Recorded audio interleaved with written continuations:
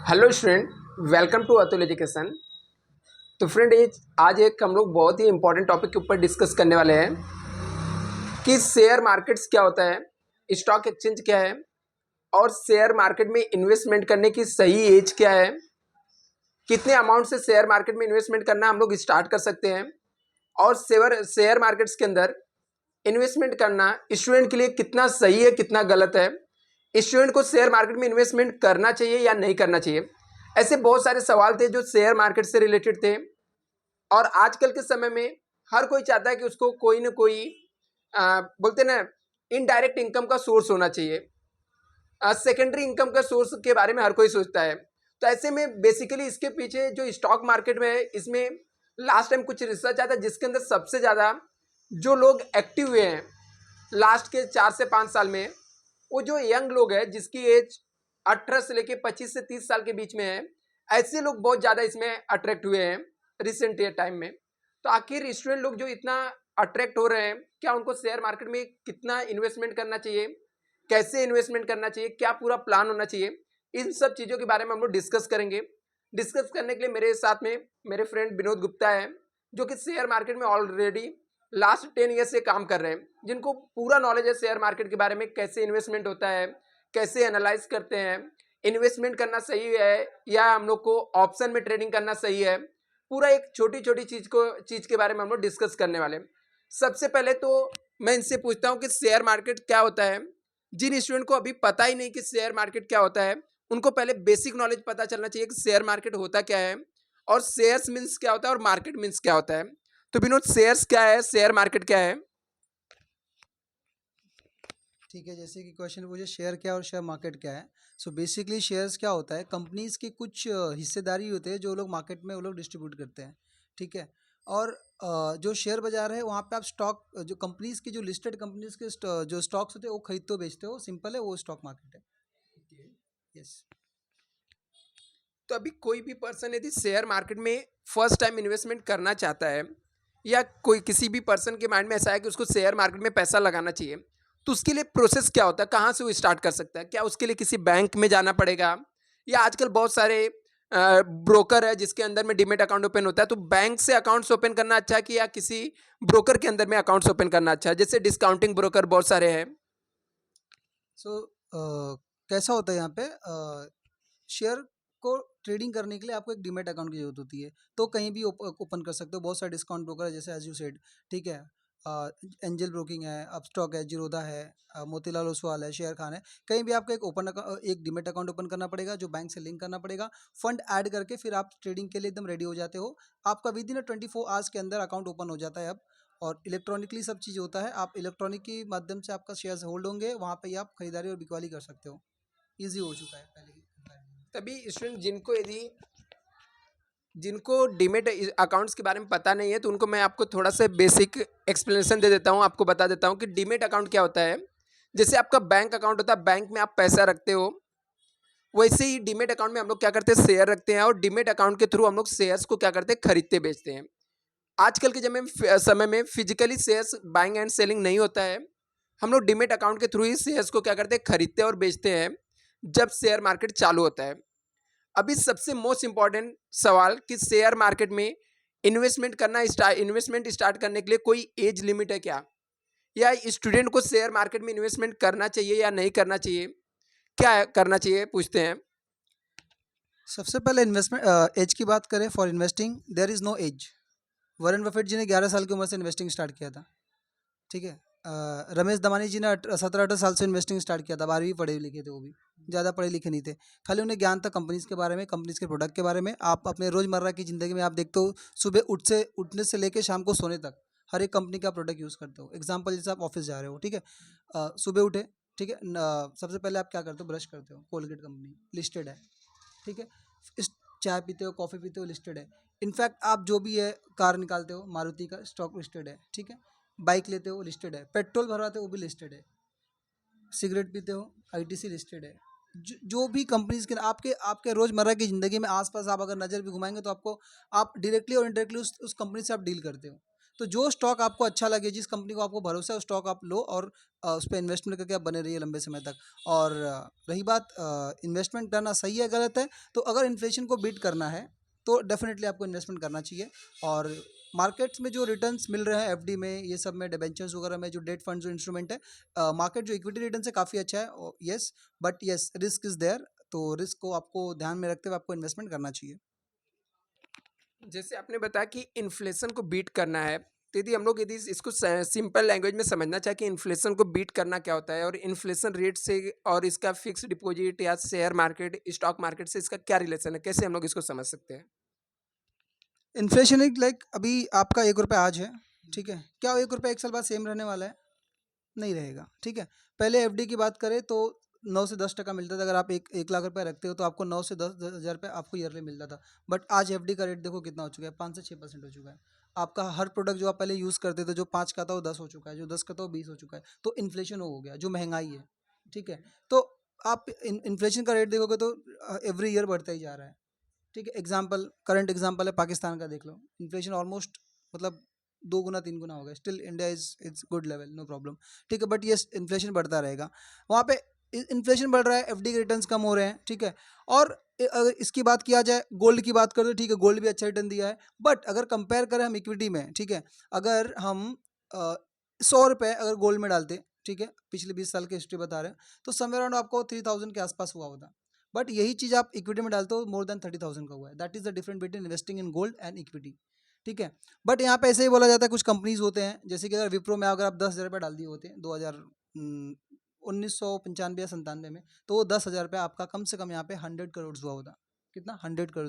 I have data on it, कभी मैं publish करूंगा डेटा, ठीक है। तो अच्छी कंपनी में निवेश करके बैठना एक अच्छी पूंजी बनती है।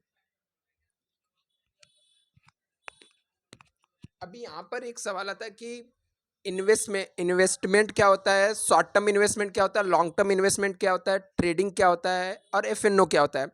क्योंकि ये सब ऐसे टर्मिनोलॉजी है जो कि मार्केट के अंदर यूज होते हैं और नए इन्वेस्टर को बिल्कुल पता नहीं होता कि इंट्राडे क्या होता है, शॉर्ट टर्म क्या होता है, लॉन्ग टर्म क्या होता है। तो इसके बारे में थोड़ा बहुत एक्सप्लेन कर दीजिए।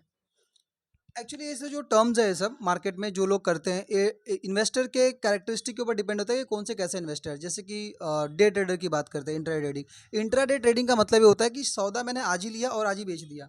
आज मैंने खरीदा हूँ, 9:15 पे मार्केट ओपन हो रहा है, 9:30 पे बंद हो रहा है, तो इसके दौरान मैं कभी भी खरीद के कहीं बेच दूंगा, बट वो मेरा नेक्स्ट डे के लिए कैरी फॉरवर्ड नहीं होगा। आज ही मेरा प्रॉफिट लॉस क्या होना है आज ही मालूम पड़ जाएगा। ये हो गया आपका इंट्रा ट्रेडिंग। अब हम शॉर्ट टर्म ट्रेडिंग की बात करते हैं। Short term trading is something कि आप स्टॉक बाय किए हो और आप एटलीस्ट 3 महीने तक होल्ड कर रहे हो। 2 दिन मतलब आज आपने बाय किया है, आप उसे 3 दिन में बेच सकते हो, 15 दिन में बेच सकते हो, 10 दिन में बेच सकते हो, बट उसे अप टू आप 3 मंथ्स 4 मंथ तक होल्ड करो, that is known as short term trading, ठीक है। और थर्ड टर्म की बात की है, उसे इन्वेस्टिंग कहते हैं। तो अगर आप स्टॉक बाय किए हो लंबे अवधि के लिए, 1 साल 2 साल 3 साल 5 साल, that is known as investment, ठीक है। और एक और टॉपिक पे आपने बात किया है F&O के बारे में। F&O मतलब होता है फ्यूचर्स एंड ऑप्शंस। तो डेफिनेटली मैं, अगर यू आर अ बिगनर और आप नए हो, तो एकदम दूर रहिए। Option is like, futures and options is like कि आप आग आग जल रही है, उसके ऊपर से आपको पेट्रोल लेके जाना है, वैसा हो गया। सो एक छोटी चीज़ें बताऊं, if you trade in futures you will have no futures, ठीक है। अगर आप फ्यूचर्स में ट्रेड करोगे आपके पास कोई फ्यूचर नहीं रहेगा, और अगर आप ऑप्शन में ट्रेड करोगे तो भी आपके पास कोई ऑप्शन नहीं रहेगा, ठीक है।